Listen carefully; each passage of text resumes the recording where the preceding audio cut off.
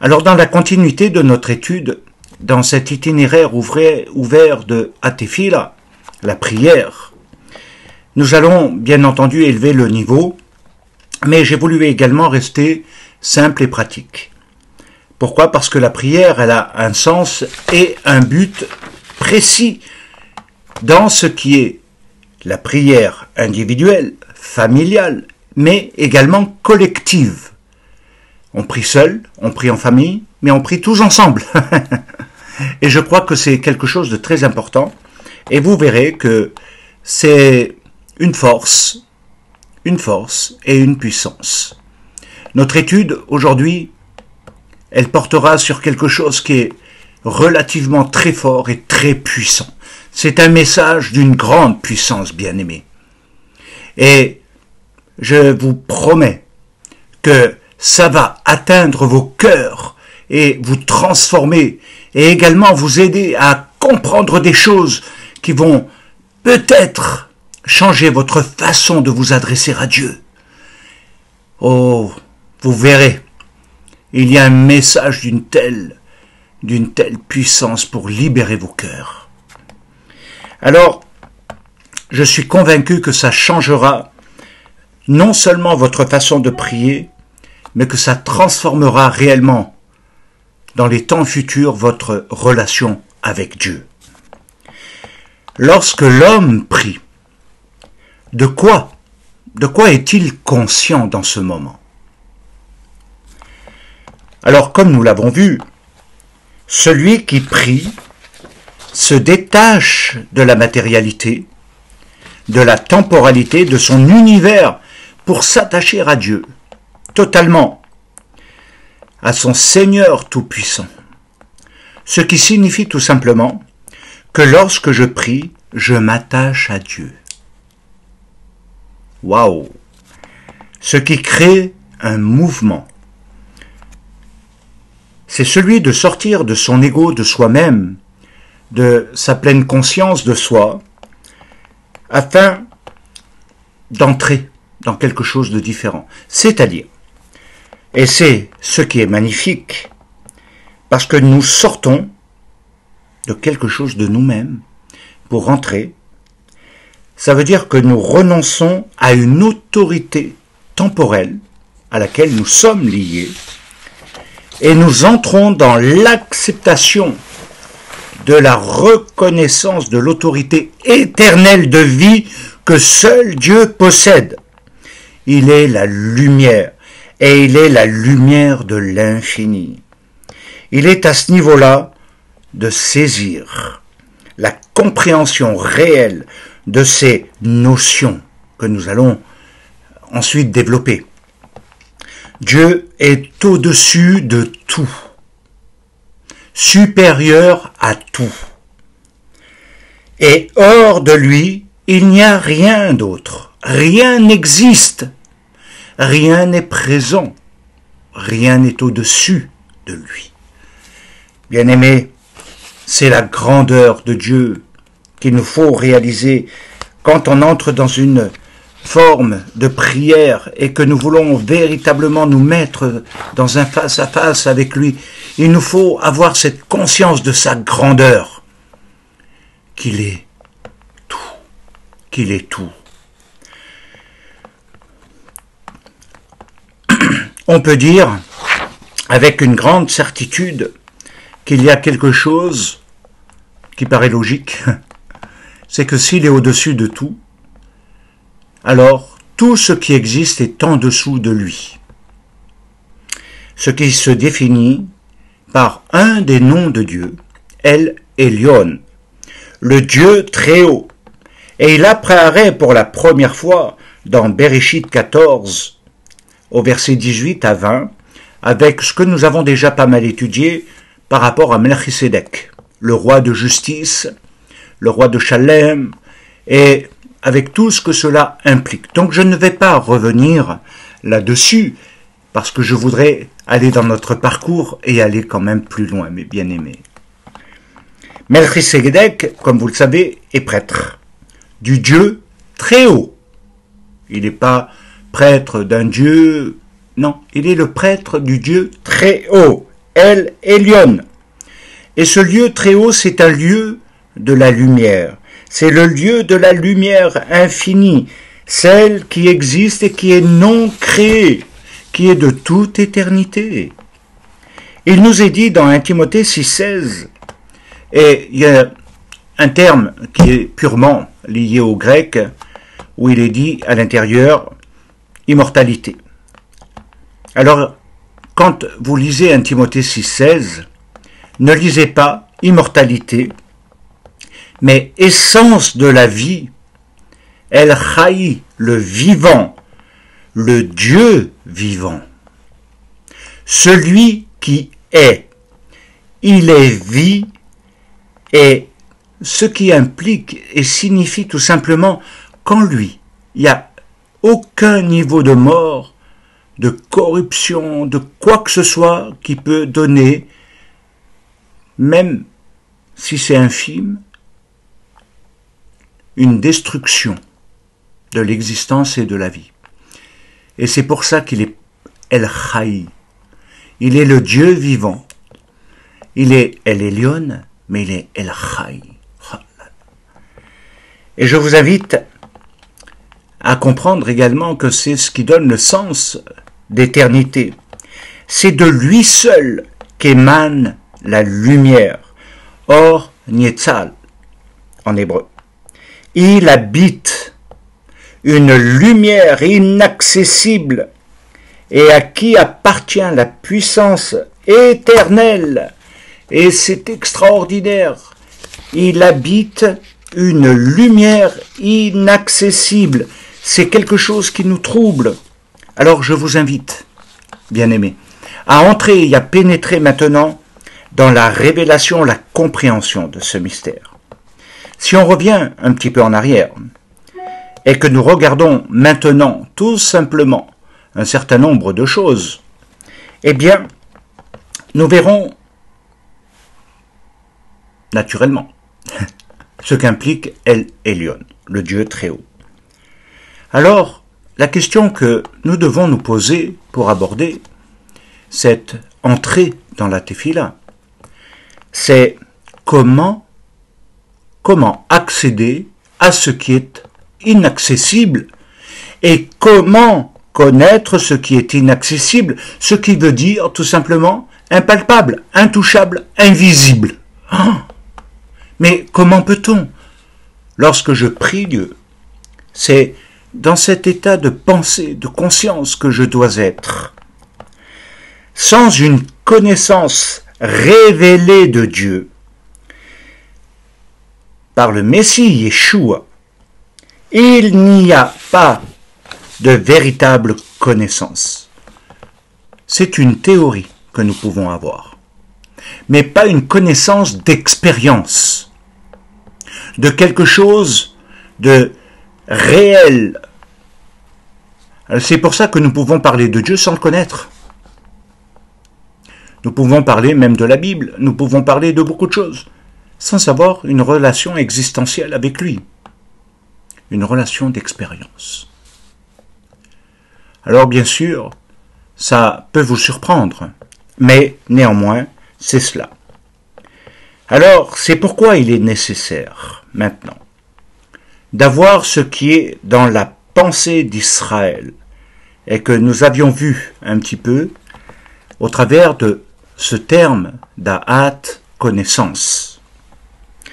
La connaissance, dans ce cas précis, par rapport à la Tefila, la connaissance pour être attaché à lui. La connaissance pour s'attacher à lui. Et il se traduit, ce mot connaissance, par Da'at. Mais si on veut l'approfondir dans la pensée d'Israël, il nous dit Da'at Elyon. C'est le principe de la connaissance supérieure. Une connaissance de ce qui est vrai, de ce qui existe. Par rapport à Da'at Tarton. Da'at Tarton. Une connaissance inférieure. Autrement dit, nous avons deux niveaux de connaissance de Dieu, de son univers, de son monde. Soit nous avons une connaissance supérieure parce que nous sommes élevés, comme nous l'avions vu. Ou alors nous sommes dans une connaissance inférieure, c'est-à-dire sous l'autorité de la temporalité. Ou alors, dans le cas de El Elyon, l'autorité éternelle. Ça change tout, mes bien-aimés. Dans cet instant, saisissez. Comprenez combien c'est grandiose. La dimension d'El Elyon, du Dat Elyon, c'est la connaissance du Dieu véritable, du seul Dieu, un seul Dieu. La connaissance inférieure, c'est ce qui a donné, malheureusement, naissance à l'idolâtrie, c'est-à-dire que n'ayant pas la connaissance révélée de Dieu, du Dieu un, du Dieu Echad, de ses voies, alors ils ont toutes sortes d'autres dieux, des dieux pour chaque chose, pour tout. C'est ce qu'on appelle communément l'idolâtrie, parce qu'il n'y a pas du tout, mais alors pas du tout, il n'y a pas de connaissance révélée. Sans cette connaissance révélée, je ne connais pas. Je ne peux connaître que ce que je fais, ce que l'homme fabrique, les croyances, les idéologies liées à l'idolâtrie, qui peuvent se traduire aussi par des traditions, des coutumes, des pratiques, des doctrines, et tout ce que vous voulez. Et la connaissance révélée, elle nous donne un autre niveau de vie, d'existence et de relation, mais aussi de compréhension dans ce que nous faisons. Et il nous est dit quelque chose au travers de Yeshua, qu'il a véritablement enseigné, c'est-à-dire que cette connaissance supérieure, c'est le monde où il n'y a pas de mort, de lien, de tristesse, etc. C'est un monde de vie. Le monde inférieur, c'est un monde d'asservissement, d'esclavage, en tout genre, où nous avons recours à toutes sortes de choses pour pouvoir être libérés, guéris, etc. Et d'où plein de gris-gris, plein de choses comme ça qui peuvent malheureusement se vendre. Et les gens y croient. Alors qu'a enseigné Yeshua? Il dit, vous connaîtrez Émet. Et Émet vous affranchira. Ça veut dire que seule cette connaissance de Dieu nous affranchit, nous libère. Pourquoi? Parce qu'elle est devenue une connaissance révélée. Et seule cette connaissance conduit à la révélation du nom, du tétragramme, et de celui qui a été envoyé, Yeshua Mashiach. Et ceci passe par deux niveaux. Le premier, par la connaissance de la pensée que l'on appelle également l'intelligence. Et le deuxième, c'est le niveau de la connaissance par le cœur, par l'émotion, par le perceptible, ce qui est mémorisé dans ce qui est vécu à l'intérieur aussi de soi. Et pas simplement d'avoir une connaissance qu'on peut qualifier également d'intellectuelle. Je sais tout, j'ai tout étudié, et je défends que ce que je crois dans ce que j'ai étudié, mais je n'ai pas une connaissance du cœur, de l'expérience, de quelque chose qui vibre et qui me fait vibrer, de quelque chose qui devient esprit et vie. Et c'est là que nous devons aller maintenant, bien-aimés. Ceci signifie tout simplement que dans une réalité pratique de la pensée d'Israël, méditer et prier. Méditer, c'est réfléchir, c'est analyser, c'est penser. Et vous comprenez bien que là, il y a une réflexion. Il ne peut pas y avoir une connaissance de Dieu sans une connaissance qui va passer par la méditation. Et qu'a-t-il dit à Yahushua avant d'entrer? Il lui a dit que la Torah, le seul livre qu'il lui a autorisé, il lui a dit que la Torah ne s'éloigne pas de ta bouche et de ton cœur. Tu les médites, mais également méditer a le sens de mâchouiller, c'est-à-dire quelque chose qui va descendre. Pas qui va rester en surface, où il va dire « Ah, c'est beau, oh, c'est merveilleux », et puis, bon, ça n'implique rien dans ma vie. Médite-le jour et nuit pour que tu aies du succès dans toutes tes entreprises. Il y a donc un niveau de la réflexion, un niveau de l'analyse, un niveau de l'étude. Méditer, nous le verrons certainement, va beaucoup plus loin que ça, parce qu'il y a une formation de la méditation, c'est-à-dire la formation de la pensée, parce qu'elle détermine toutes les actions, et elle agit pratiquement sur toutes les sphères de notre corps et de notre cœur et de notre âme. C'est extraordinaire, bien-aimés. Si nous entrons dans cette étude, peut-être dans la formation, vous verrez que c'est puissant. C'est quelque chose d'extraordinaire. Alors, bien sûr que je suis conscient que beaucoup méditent, pensent qu'il suffit simplement de réfléchir ou de faire 2-3 petits trucs. Non. Méditer, ça va beaucoup plus loin. Parce que c'est la méditation qui nourrit la prière. Et là, elle rejoint le cœur. Parce que la prière, c'est le service du cœur. Baruch Hashem. La prière, c'est le service du cœur. Donc Dieu me parle, j'analyse, je comprends. Et j'intègre. Et ça me fait prier. Et une tefila s'élève de mon âme, de mon cœur, pour le glorifier, pour le bénir. Vous savez, ça change nos sentiments, notre façon d'exprimer. Au lieu de comprimer, d'intérioriser, de garder et de rester stoïque,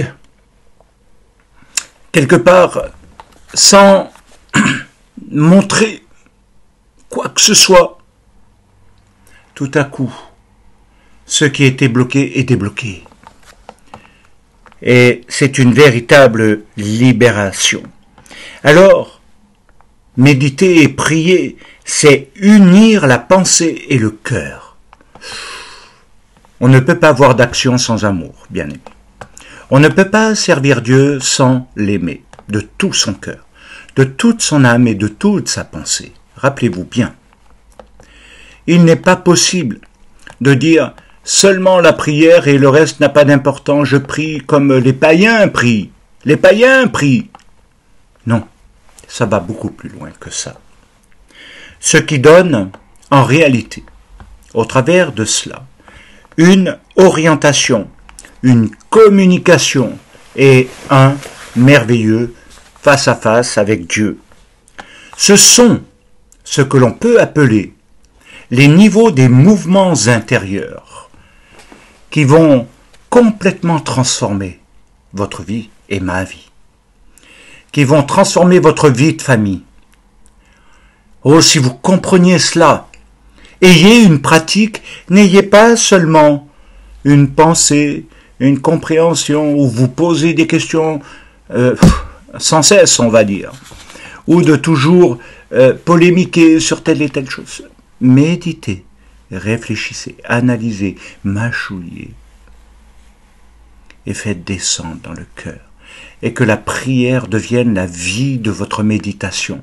Mon Rav disait toujours, la prière n'est que le prolongement de sa méditation. Voyez, la prière n'est que le prolongement de la méditation. Je médite sur Dieu jour et nuit, disait le psalmiste. Et il était en prière, et quand on lit les paroles, ce qui est exprimé s'élève et nous élève spirituellement, mais aussi nous libère. Ce sont des mouvements intérieurs. Alors maintenant, abordons notre sujet qui nous démontre que justement, en ayant bien à la pensée qu'il ne faut pas séparer, comme dans la pensée grecque et la philosophie grecque, compartimenter, rationaliser, etc. Non. Ou d'être dans quelque chose de cartésien, et puis, voilà. Malheureusement, ça reste sans vie. Mais dans quelque chose qui crée un mouvement de vie. Un mouvement de vie. Entre le haut et le bas. Un mouvement. Une orientation. Et, comme je l'ai dit, une communication. Mais également, ce qui devient extraordinaire, c'est d'entrer dans le face-à-face. Se voir. Oh là là, se voir être vu. Alors, une fois que l'on a saisi cela, il nous faut dire que la Tefila, contrairement à ce que beaucoup pensent et où beaucoup de choses se mélangent, la Tefila en elle-même porte 10 noms. Et il faut différencier tout de même la Tefila, qui est la prière, comme on va le voir, des prières de bénédiction, les brachot, et les prières quand il est chanté, que l'on trouve abondamment dans les Tehillim, dans les psaumes, qui sont encore une autre forme d'expression. Et oui, bien-aimés, peut-être n'avez-vous pas pensé à cela, mais il y a la prière où l'on parle, c'est verbal, parce qu'elle traduit quelque chose de nos émotions, de nos sentiments, en nous adressant à Dieu, dans une connaissance révélée, encore une fois. Le chant a une fonction différente. C'est ce que nous pourrions appeler également, parce qu'il y a différentes formes de chant. Il y a la louange et il y a toutes sortes d'autres façons, les prières qui se chantent, etc., qui s'élèvent à Dieu, parce qu'elle élève l'âme, elle élève quelque chose qui émane du tréfonds de soi, dans une grande profondeur. Et ce n'est pas par hasard que David jouait de la harpe, et que la plupart des psaumes qui sont les plus merveilleux viennent du roi David. Une prière accompagnée par une musique, un son,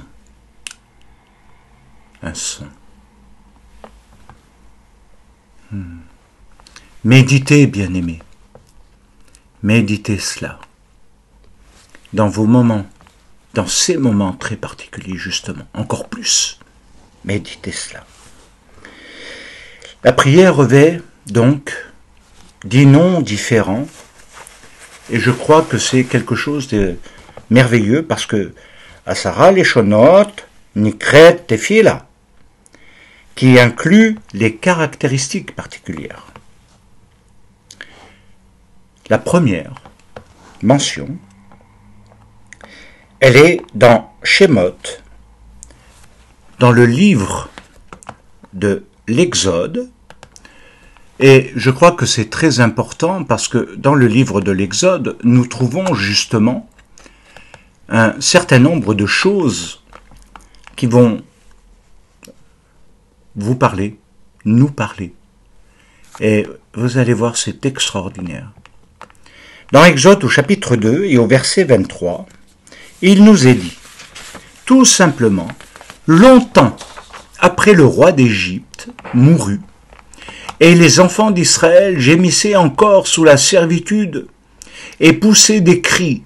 Ces cris que leur arrachait la servitude montèrent jusqu'à Dieu. Dieu entendit leurs gémissements et se souvint de son alliance avec Abraham, Yitzhak et Yaakov. C'est ce que l'on appelle la prière de supplication qui, en hébreu, est Shavea. Shavea est le premier nom. Et Shavea, c'est la prière de supplication. Qu'est-ce que c'est? Israël gémissait à cause de la servitude. Parce qu'elle est liée à, tout simplement, on va le dire, elle est liée à la situation du présent, qui n'arrive plus à contenir la douleur, la souffrance, parce qu'elle a la mémoire d'un passé libre, d'un passé différent. Bien-aimés, je ne sais pas si vous avez fait attention à cela, mais la mémoire d'un passé qui était libre. Autrement dit, d'une période qui n'était pas présente, nous amène à un constat d'une douleur et d'une souffrance qui est liée à des liens de servitude.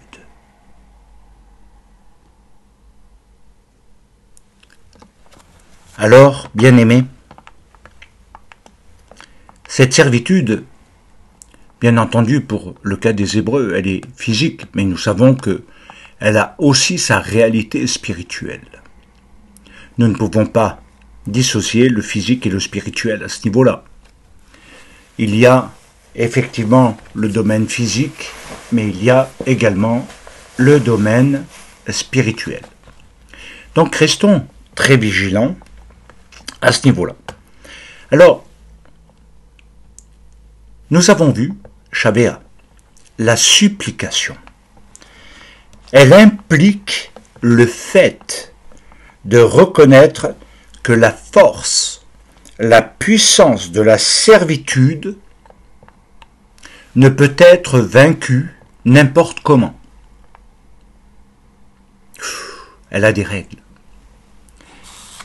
Et ça veut dire qu'elle exerce une telle pression dans la vie de l'âme, du cœur, mais également physiquement, qu'elle devient comme quelque chose d'insupportable. Je dirais même d'invivable. Parce que la force, la puissance de la servitude, elle ne peut être vaincue que par Dieu. Comme nous le savons, vous connaîtrez la vérité, vous connaîtrez Émet, et Émet vous affranchira. Si donc le Fils vous affranchit, vous deviendrez libre.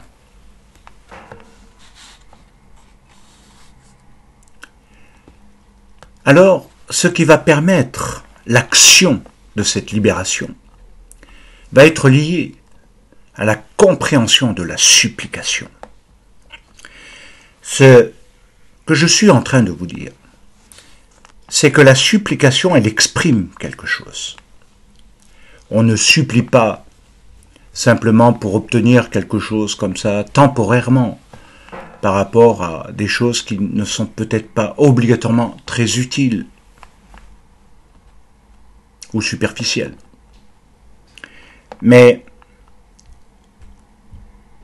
la supplication, c'est faire monter,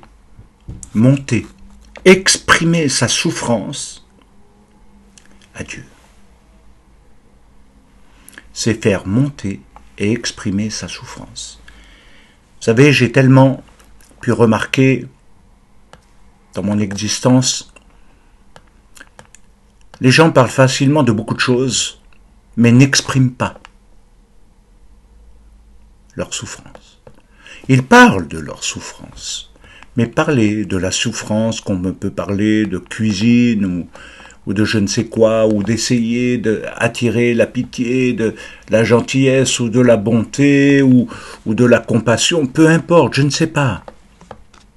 C'est une chose, mais exprimer. En hébreu, ça signifie faire monter du très fond de soi, de ce qui est au plus profond, qui constitue notre douleur, de la dire. de la dire en suppliant. La prière de supplication, c'est s'engager à supplier Dieu réellement pour qu'il entende notre douleur et notre souffrance. Et c'est ce qui nous conduit au deuxième terme, deuxième nom de la tefila, tseaka, le cri. Et vous comprenez que là, nous évoluons dans quelque chose qui va au-delà de simplement un parler d'un certain nombre de choses. Et là, il s'agit de tseaka, le cri que leur arrachait leur servitude. Le cri est monté à cause de leur servitude.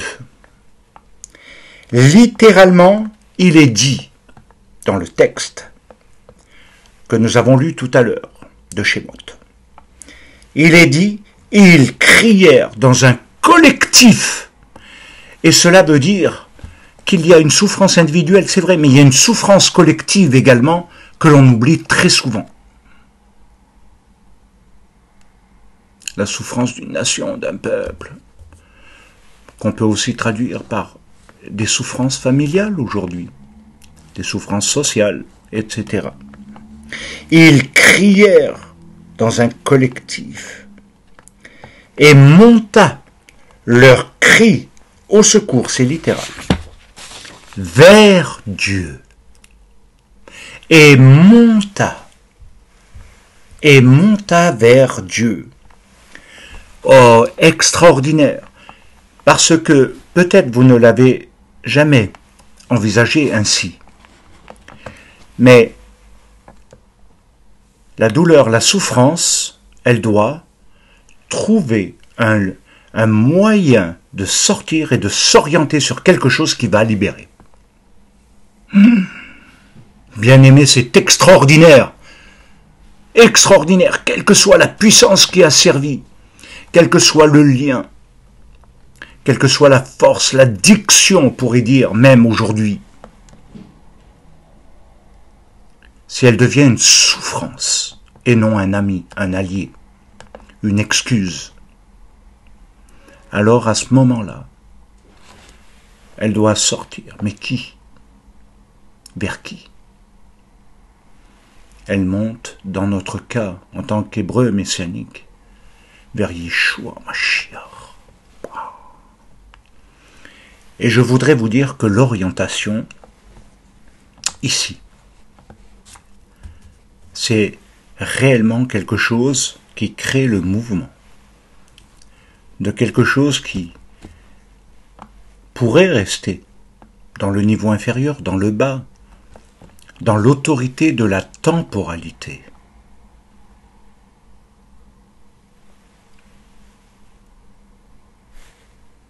Qui a ses lois, ses règles.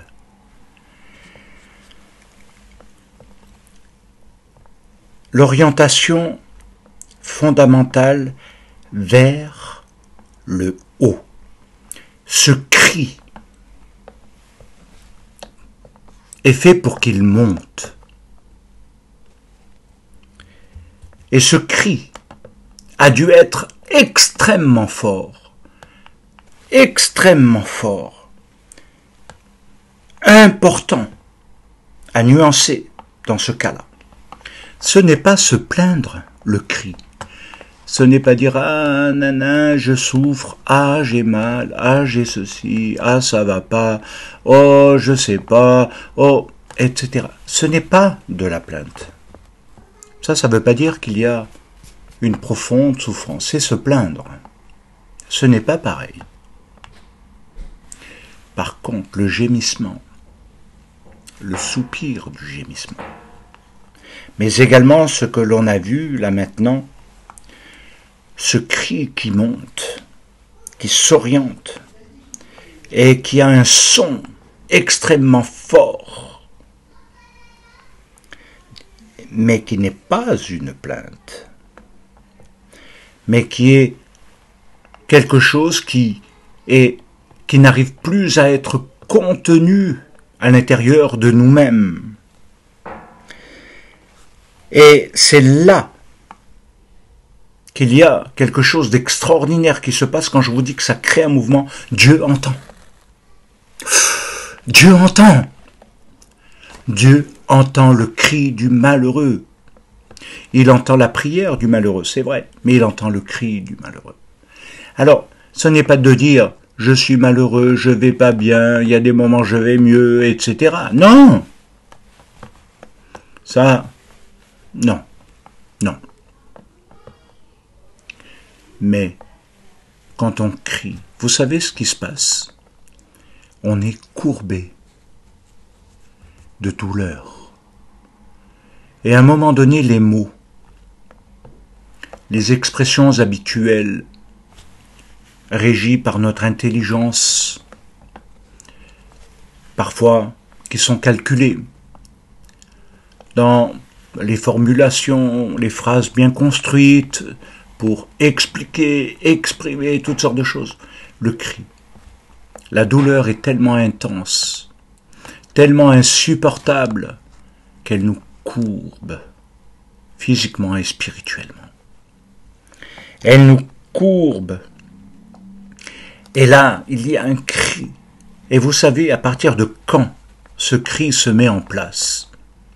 Lorsque vous êtes dans l'impuissance de régler ou votre problème ou celui des autres, quand à un moment donné, il n'y a plus aucune solution.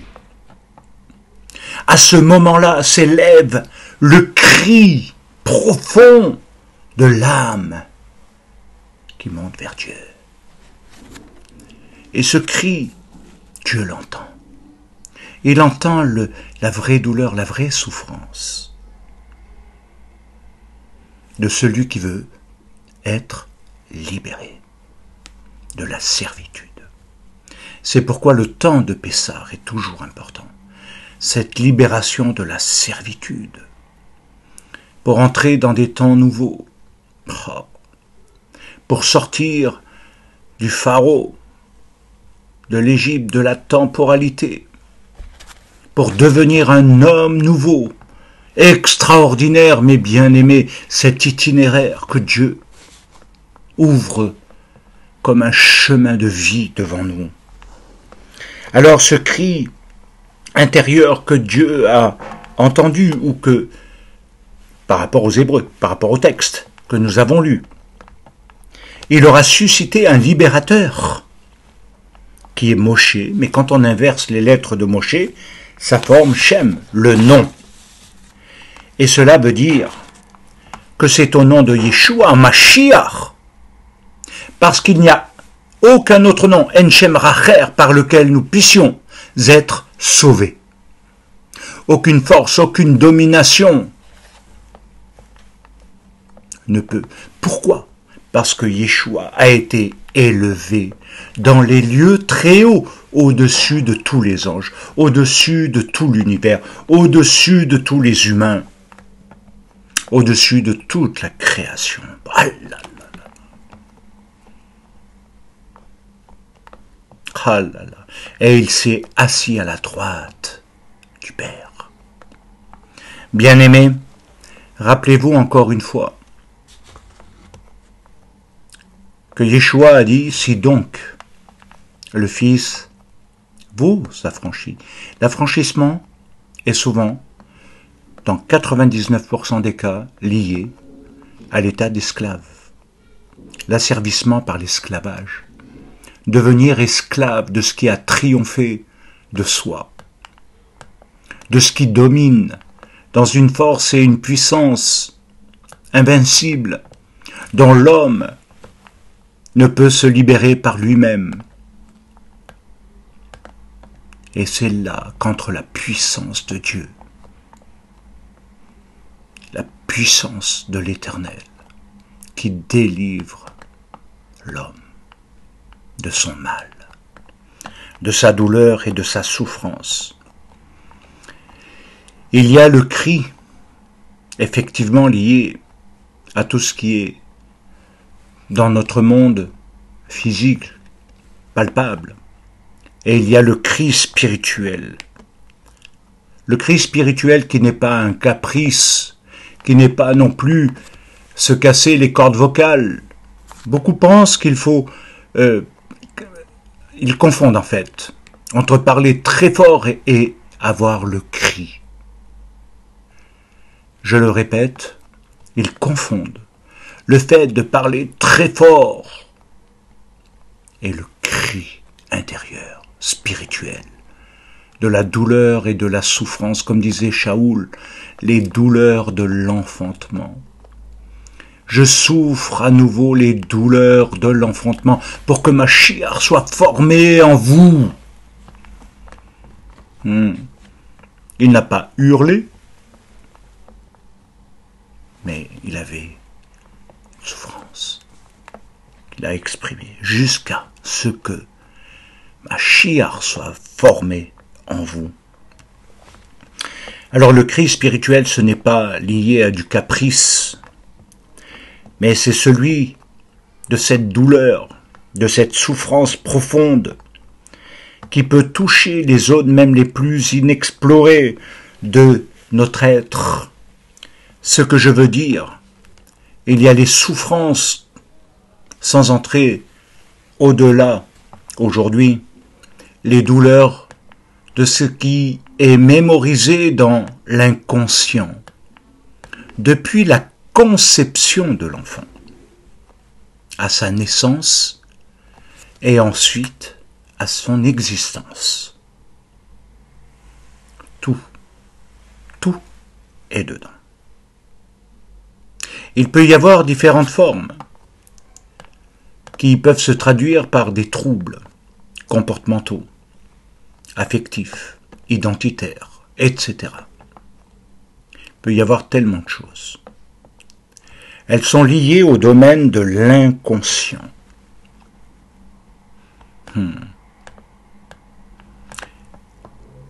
Un enfant qui n'a pas été désiré aura toujours un sentiment d'abandon, de ne pas être voulu, de ne pas être accepté, globalement, sans entrer dans tous les détails.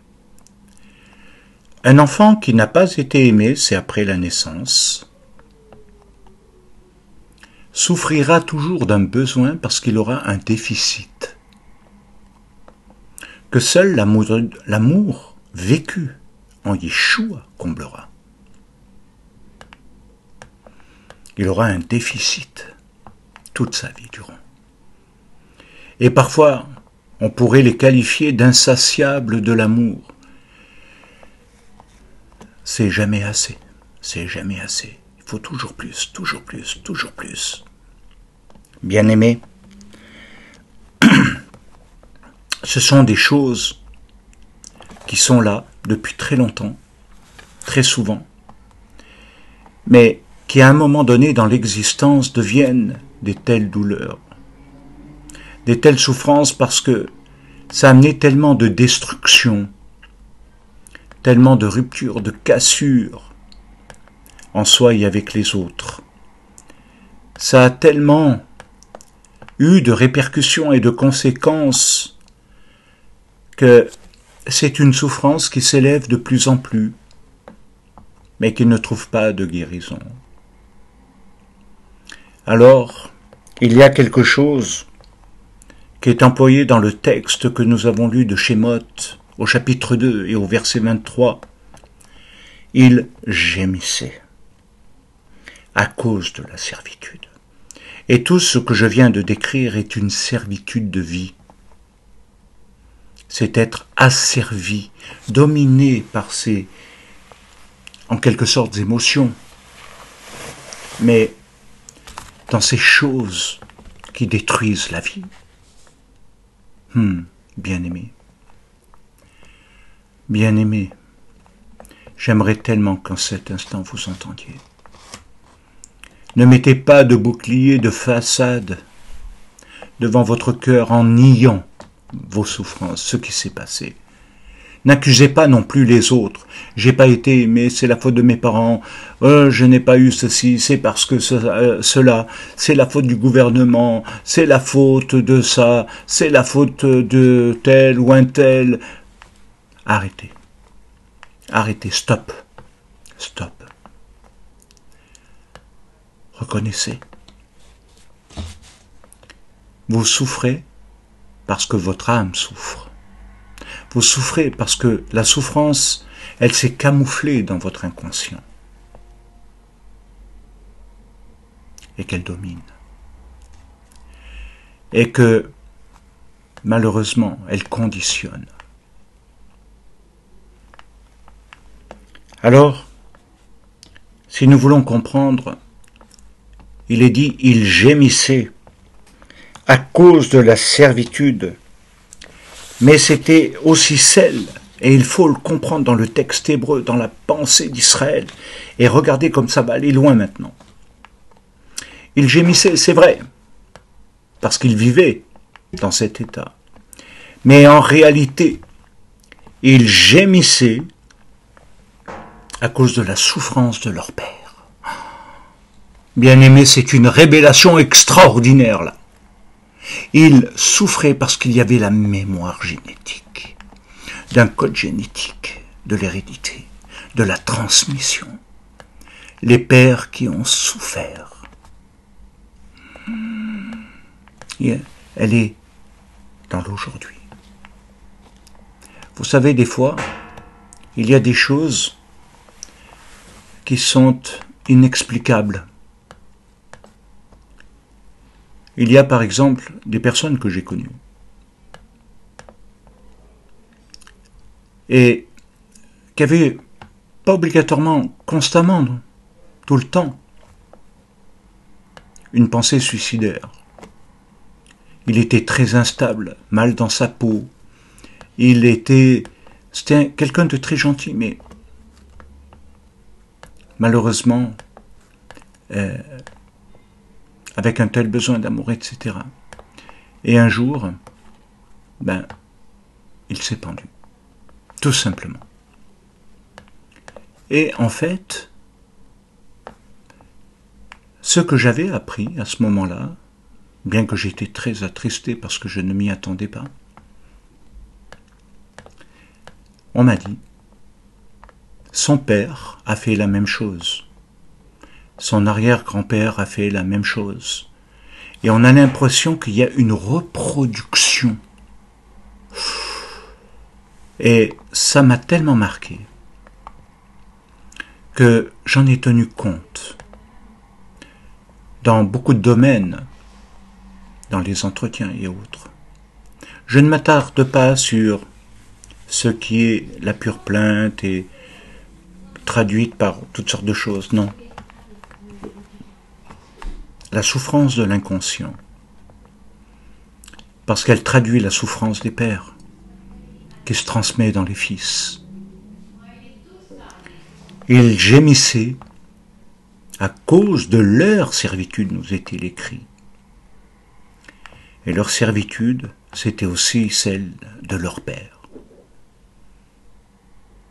Les pères ont été asservis, ils sont asservis dans la vie des fils. La souffrance non exprimée des pères, autrement dit.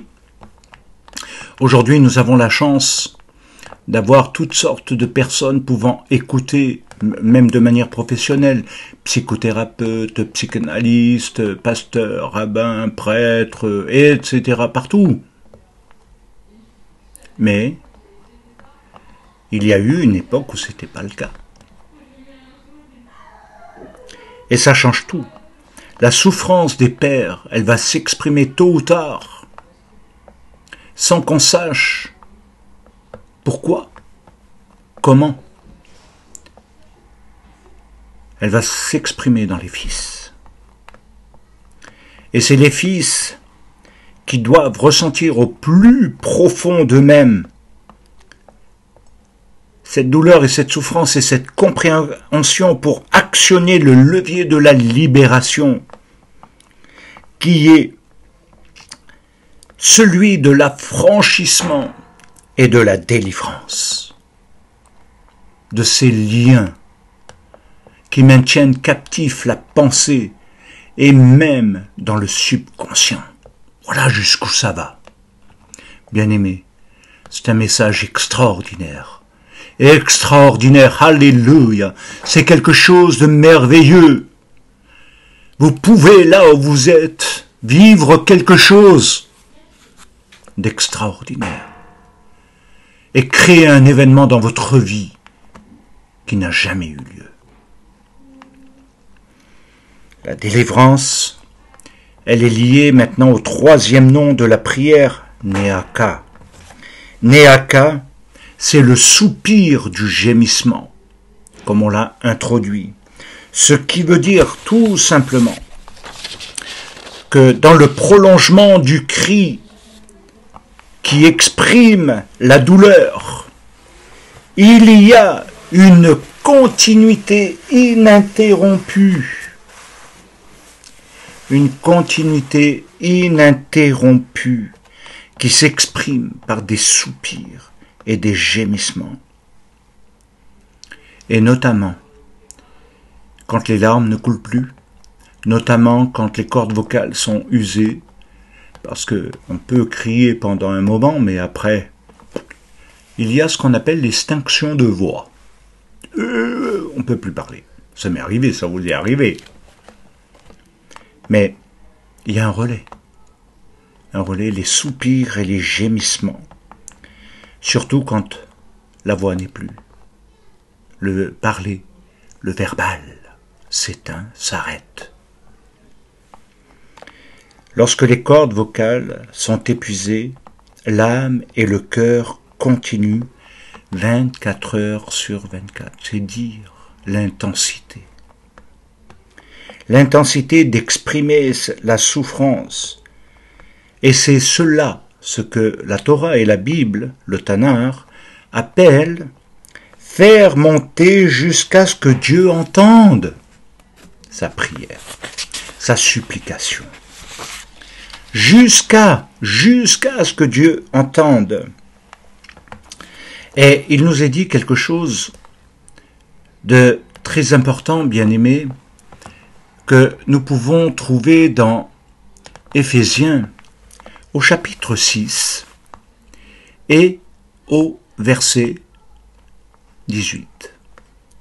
Il nous est dit « Faites en tout temps par l'Esprit toutes sortes de prières et de supplications, veillez à cela avec une entière persévérance et priez pour tous les saints. » Alors, il y a quelque chose qui est mal traduit.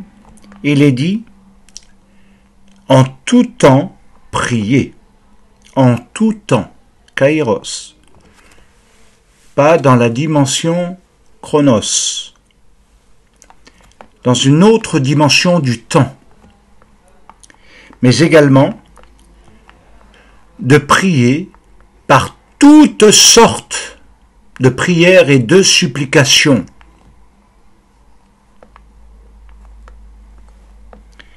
Par l'esprit. Mais en réalité, littéralement, c'est en votre esprit. Ça veut dire dans la partie la plus profonde de vous-même, le conscient et le subconscient, par exemple. Les parties les plus cachées, les plus invisibles. Bien-aimés, priez en tout temps par toutes sortes de prières, en votre esprit. Pourquoi? Parce que c'est le lieu de notre combat. Tout est lié à ça. Et c'est ce qui nous donne le quatrième nom par rapport à la prière et que nous trouvons dans le prophète Jérémie au chapitre 7, excusez-moi, au chapitre 7, décidément, c'est le verset 16.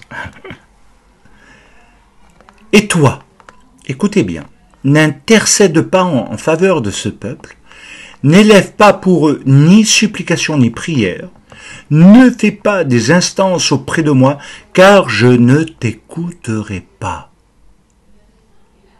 Ne vois-tu pas ce qu'ils font dans les villes de Yehuda et dans les rues de Yerushalayim? Les enfants ramassent du bois, les pères allument le feu, et les femmes pétrissent la pâte pour préparer des gâteaux à la reine du ciel et pour faire des libations à d'autres dieux afin de m'irriter. Quel passage! Ce quatrième nom, c'est Rina. Alors il nous est dit, dans le texte hébreu, Ve'ata al titpalel be'ad ha'am hazeh ve'al tisa va'adam rina u'tepila ve'al tibga biki eneni someach otach. Ce qui s'appelle, dans la pensée d'une traduction correcte, la supplication bruyante. Vous allez me dire, mais nous n'avons jamais entendu ça et puis nous ne l'avons pas lu. Écoutez, la supplication bruyante. Il est dit, et il est traduit d'ailleurs, par « ne jette pas de cris ». Ne jette pas de cris. Est-il écrit dans le texte? Ne prie pas ou n'intercède pas, car je ne t'exaucerai pas. Ce qu'il faut entendre et comprendre à ce niveau-là, dans la supplication bruyante, c'est que Dieu, là, peut surprendre. Il n'exauce pas. Je ne t'exaucerai pas. Et il dit à son prophète, n'intercède pas, ne prie pas en leur faveur. Et là, il est clair que ça nous plonge dans quelque chose, parce que nous pouvons analyser, si vous lisez tout le chapitre du reste, vous comprendrez qu'il y a bel et bien une douleur, il y a bien une souffrance dans la vie du prophète. Et que cette souffrance et cette douleur, elle ressemble à celle de Shmuel par rapport à Saül, qui à un moment donné, l'Éternel, en lui adressant la parole, lui dit « Cesse de prier pour Saül parce que je l'ai rejeté. » Et quand on voit la vie de ce roi Saül, on est très surpris de sa dégradation, colère, irritabilité, pensée de mort, etc., jalousie, toutes sortes de choses qui se sont mises en place en lui et qui l'ont amené presque à une destruction, enfin, à une destruction, puisque la fin de sa vie est un suicide. Alors, c'est vrai que on pourrait être frappé par le mystère, et on sait bien que, pour Saül, par exemple, l'une des raisons, l'une des causes, a été tout simplement parce qu'il s'est fait une idole. Il a pris l'interdit. Il a pris ce qui était interdit, qui était peut-être un test de Dieu, en lui disant « Tu ne prendras pas ».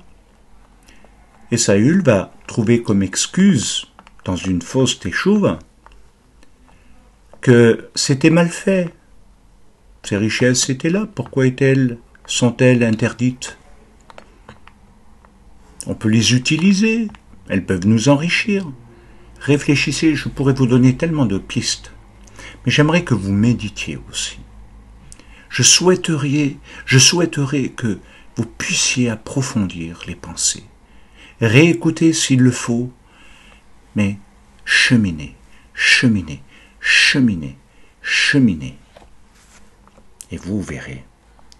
Alors, oui, on ne peut pas dire que Saül ne souffrait pas.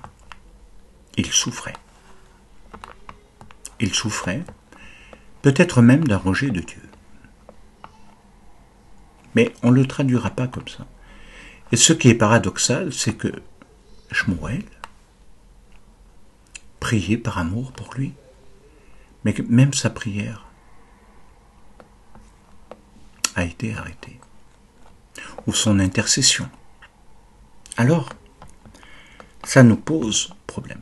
Pourquoi ce texte nous amène-t-il à comprendre que si d'un côté nous avons vu les supplications, le cri, la servitude, Dieu va envoyer Moshe, comme il enverra Mashiach,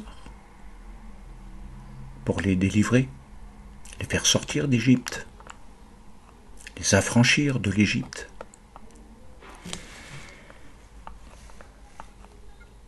Et que là,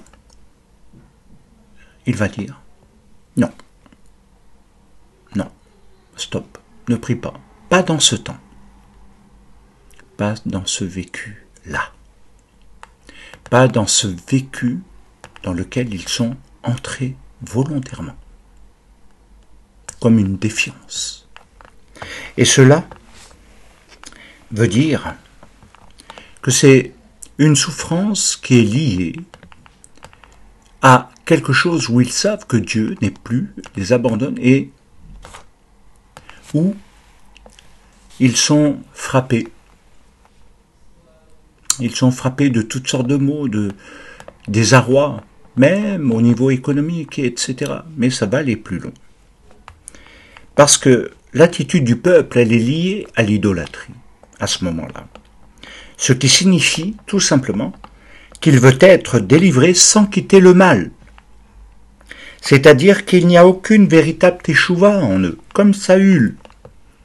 C'est-à-dire qu'il voudrait bénéficier des bénédictions, des brachot, etc., mais sans changer de vie, sans se conformer aux prescriptions de la Torah et du Seigneur, sans renoncer au mal et au péché, sans, autrement dit, une véritable teshuva, sans un véritable retour à Dieu qui restaure. Et cette teshuva, qui n'est pas accomplie, c'est-à-dire qu'ils ne veulent pas, ou on va le traduire un peu autrement pour l'instant, ils ne font pas le bien, mais commettent le mal. Continuent de commettre le mal, et ce qui est en horreur à l'Éternel.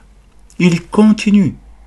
C'est-à-dire que d'un côté, ils veulent bien les bénédictions de Dieu et connaître leur Dieu et que Dieu soit le Dieu d'Israël et que tout continue comme d'habitude, sans pause. Et d'un autre côté, ils sont en train de continuer comme si Dieu n'était pas leur Dieu. C'est clair que ceci va loin. C'est l'une des causes principales, bien-aimés, des souffrances de beaucoup. Ils souffrent, et on ne peut nier la souffrance. Ils souffrent, ils ont toutes sortes de déboires, de difficultés, que parfois ils traduisent par malédiction.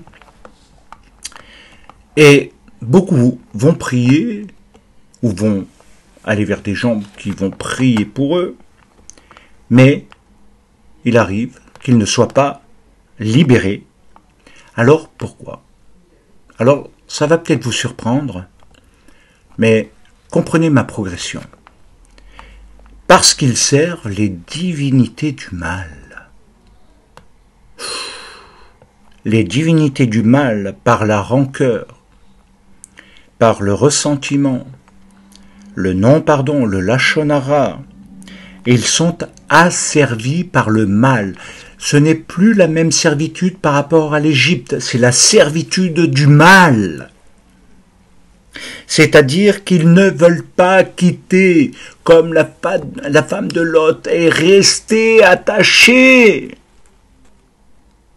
sachant que ce lieu n'a plus d'avenir, qui serait détruit, qui n'existerait pas. Elle n'a pas pu aller vers l'avenir dans ce que Dieu proposait et qui aurait pu être merveilleux pour ce couple. Non, elle n'a pas voulu quitter. Son cœur était attaché à Sodome. Elle n'a pas voulu quitter. Et beaucoup ne veulent pas abandonner leur mal. Beaucoup disent, je ne veux pas pardonner, je ne peux pas pardonner, je ne peux pas, et je continuerai, je te demande pardon pour la critique, mais je continue. Et personne ne se rend compte que ça entraîne certaines choses. Et que, pardonnez-moi l'expression, mais ça pourrit un peu l'existence spirituelle. Parce que quand on prie, Dieu n'entend pas. Dieu n'entend pas. Parce qu'il garde ce mal. Autrement dit, il n'y a pas de véritable teshuva en eux. Ils veulent être libérés. Ils veulent être délivrés. Ils veulent guérir de leurs maux intérieurs. Mais ils ne font pas de vrai teshuva. Ils attendent peut-être de la compassion des uns et des autres, des paroles encourageantes, des promesses qui sont faites pêle-mêle. Mais la seule voie de la guérison est une teshuva, c'est-à-dire une rupture avec le mal. Mais ils ne veulent pas. Alors, il nous faut dire que quand ils ne veulent pas ou ne peuvent pas faire une teshuva, parce qu'ils gardent en eux une double pratique,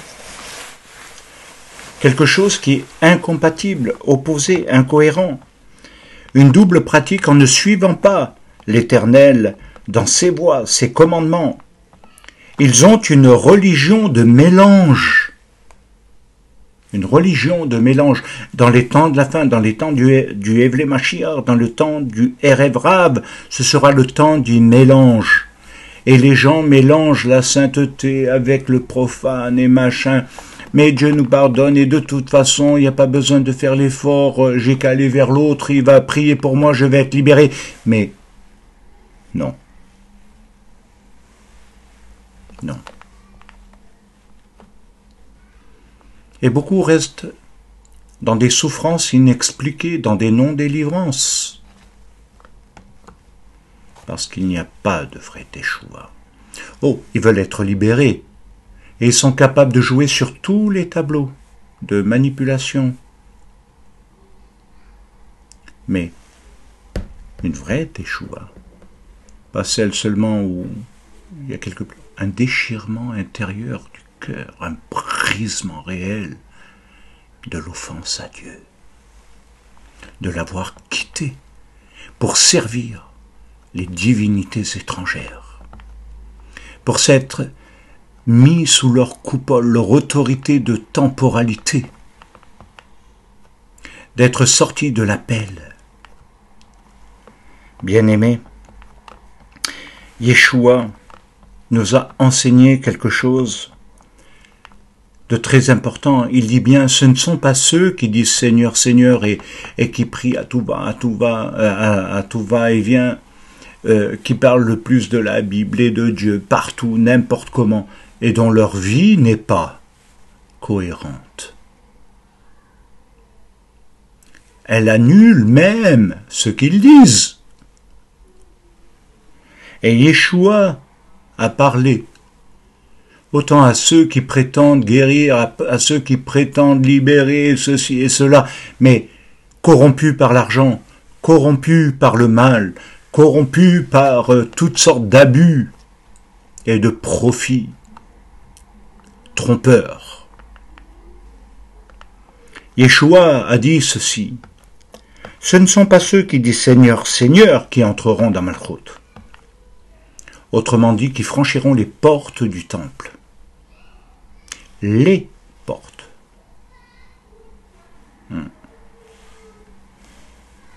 Mais ceux qui font la volonté de mon Père. Il n'y a, et vous l'avez compris, ceux qui ne pourront entrer. Tout en disant Seigneur, Seigneur, n'avons-nous pas fait? N'avons-nous pas chassé? N'avons-nous pas Élie? Non. À réfléchir. Alors, prenons un texte maintenant qui va nous acheminer vers la conclusion qui est extraordinaire. C'est dans le chapitre 14 de Jérémie, dans le verset, enfin, pas le verset, on va dire, à partir du verset 11, où il nous est dit ceci. « Voici que l'Éternel dit, de ce peuple, ils aiment accourir ça là, ils ne savent retenir leurs pieds. L'Éternel n'a point, regardez bien, l'Éternel n'a point d'attachement pour eux. Il se souvient maintenant de leurs crimes et il châtie leurs péchés. Et l'Éternel me dit, n'intercède pas en faveur de ce peuple. S'ils jeûnent, je n'écouterai pas leurs supplications. S'ils offrent des holocaustes et des offrandes, je ne les agréerai pas, car je vais les détruire par l'épée, etc. Je répondis, ah Seigneur Éternel, voici leurs prophètes. Les prophètes leur disent, vous ne verrez point d'épée, vous n'aurez point de famine, mais tout va aller bien. Mais je vous donnerai dans ce lieu une paix assurée. Et l'Éternel me dit, c'est le mensonge que prophétisent en mon nom les prophètes. Je ne les ai point envoyés, je ne leur ai point donné d'ordre, je ne leur ai point parlé. Ce sont des visions mensongères, de vaines prédictions, des tromperies de leur cœur qu'ils vous prophétisent. Vous avez entendu les termes, c'est extraordinaire. C'est pourquoi ainsi parle l'Éternel sur les prophètes qui prophétisent en mon nom sans que je les ai envoyés et qui disent il n'y aura dans ce pays ni épée ni famine. Ces prophètes périront par l'épée et par la famine. Et ceux à qui ils prophétisent seront étendus dans les rues de Jérusalem par la famine et par l'épée. Et il n'y aura personne pour leur donner la sépulture, ni à eux, ni à leurs femmes, ni à leurs fils, ni à leurs filles. Je répandrai sur eux la méchanceté. Dis-leur cette parole. Les larmes coulent de mes yeux nuit et jour. Retenez cela. Et elle ne s'arrête pas, car la Vierge, fille de mon peuple, a été frappée d'un grand coup, d'une plaie douloureuse. Si je vais dans les champs, voici des hommes que le glaive a percés. Si j'entre dans la ville, voici des êtres que consume la faim. Le prophète même et le sacrificateur parcourent le pays sans savoir où ils vont. As-tu donc rejeté, Yehuda? Ton âme a-t-elle pris Sion en horreur? Pourquoi nous frappes-tu sans qu'il y ait pour nous de guérison? Nous espérions la paix, et il n'arrive rien d'heureux. Un temps de guérison, et voici la terreur. Éternel, nous reconnaissons, regardez, Éternel, nous reconnaissons notre méchanceté, l'iniquité de nos pères, car nous, anachnu, car nous avons péché contre toi. À cause de ton nom, ne méprise pas, ne déshonore pas le trône de ta gloire. N'oublie pas, ne romps pas ton alliance avec nous. Parmi les idoles des nations, en est-il qui fasse pleuvoir? Où est le ciel qui donne la pluie? N'est-ce pas toi, Éternel, notre Dieu? Nous espérons en toi, car c'est toi qui as fait toutes choses. Il y a tellement de choses à dire, et le temps passe tellement. Le message des faux prophètes n'est que fausse révélation, même sur votre état. Ils disent diagnostiquer, voir, et des fois c'est de la tromperie de leur cœur. C'est ce qu'on appelle en hébreu une invention trompeuse. C'est pourquoi il est dit les faux dieux des nations. Et le seul vrai Dieu est le Dieu d'Israël. Quel Dieu sert aujourd'hui les hommes? Le Dieu de l'argent, le Dieu de ça, le Dieu de ça, le Dieu de ça. Quel Dieu servez-vous? C'est toute la différence. Qui voulez-vous servir? C'est pourquoi les dieux des nations, on l'étudiera peut-être une fois, à cause de cela, il est dit, pourquoi nous frapper d'un mal incurable? À cause des faux dieux des nations. La cause de ce mal est liée aux faux dieux des nations. Pourquoi nous frapper d'un mal incurable? Nous attendions la santé, mais rien de bon. Nous attendions le moment où nos maux seraient guéris, mais voici la terreur, la peur à un plus haut niveau. Mais voici la terreur. C'est le principe maintenant qu'il faut comprendre. Du roi Ahaz, Manassé, qui n'a pas pu marcher dans la voie et l'appel des pères. À la différence d'Ézéchias, qui a fortifié et purifié Jérusalem, qui a rétabli Pessar et la fête des pains sans levain. Il nous faut nous rappeler que Ahaz avait fermé les portes du temple. Les portes du temple étaient fermées, tous les accès à Dieu étaient fermés, et le mal, l'intention du mal ferme les portes du temple, ferme les portes du temple. Et il faut les ouvrir, et il faut des Ézéchias qui ouvrent les portes du temple pour qu'il soit purifié, pour que le culte à l'Éternel soit rétabli, que le Dieu réel et vrai puisse être à nouveau glorifié et exercer sa bénédiction. Parce qu'autrement les divinités font abattre le malheur et comme nous l'avons dit, un mal incurable frappe. Et personne ne peut délivrer, d'où tous les soins palliatifs. Bien-aimés, nous allons conclure parce qu'il nous dit que Ézéchias a même été frappé de maladie et il en a été guéri. Et le temps de sa guérison, ça a été quelque chose d'extraordinaire parce que normalement il devait partir. Et l'Éternel lui a accordé un sursis de vie. Mais ce sursis de vie a été mal utilisé. Il s'est détourné, malheureusement. Lui qui avait fait le bien, il s'est détourné. Alors, bien-aimé, Dieu exauce toujours la prière d'un vrai tzaddik. Il n'exauce pas la prière du méchant, du rachat, de celui qui prie avec une malveillance, une mauvaise intention, quelles que soient ses motivations. Dieu exauce toujours la prière du vrai tzaddik, c'est-à-dire du juste. Le Seigneur désire que nous soyons guéris de tous nos maux et que sa bénédiction soit sur les pères et sur les fils de génération en génération. Que Dieu bénisse nos pères, c'est-à-dire ceux qui nous ont enseigné les voies de l'Éternel, ceux qui nous enseignent encore ces voies, pour que nos fils se construisent dans leur vie spirituelle, mais aussi dans leur vie sociale, économique, familiale, etc. Alors pour cela, quittez les faux dieux des nations.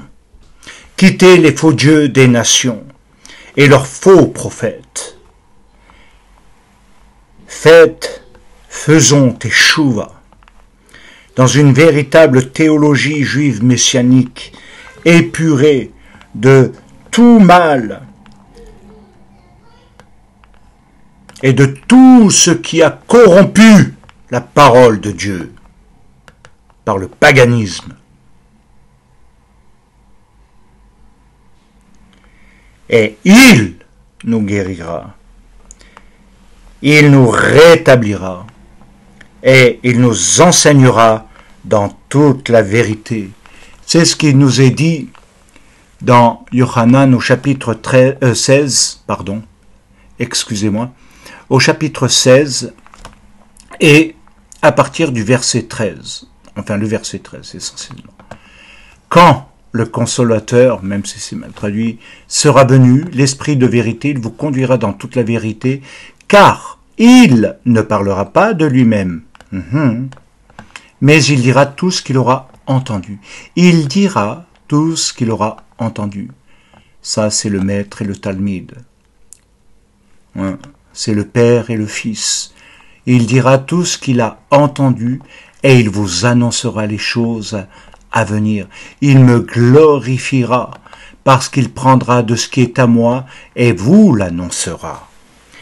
Oh bien-aimés, que Dieu vous bénisse, que Dieu vous accompagne et que son esprit, sa joie, HaKodesh soit sur vous et que vous puissiez réellement vivre et découvrir quelque chose d'extraordinaire, de nouveau dans votre vie. Bien-aimés, Shabbat Shalom, Toda Rabba, oh, Alléluia, que Dieu vous bénisse.